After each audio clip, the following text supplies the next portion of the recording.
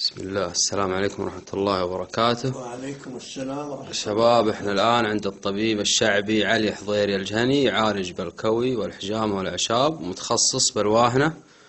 والآن نترككم معي يعرفكم بالواهنة. وإيش الواهنة؟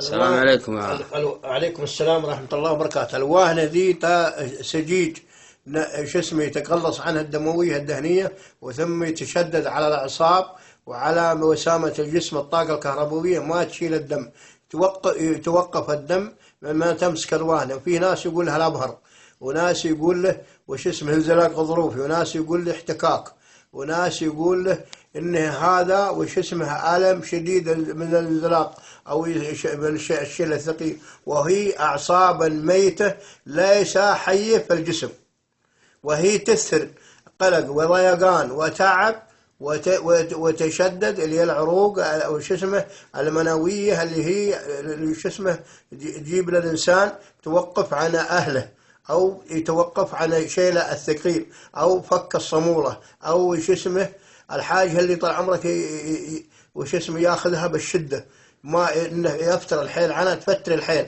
لحيث انها الياف يابسه ميته ليس لها في الجسم حياة. وطريقة استخراجها يا عم؟ استخرجها في الإبرة.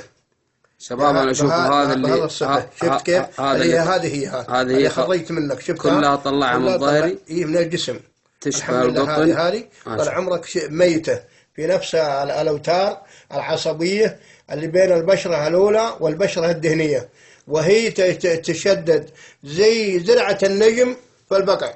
كم رقم جوالك يا عم؟ شو اسمه 05 66 88 7817.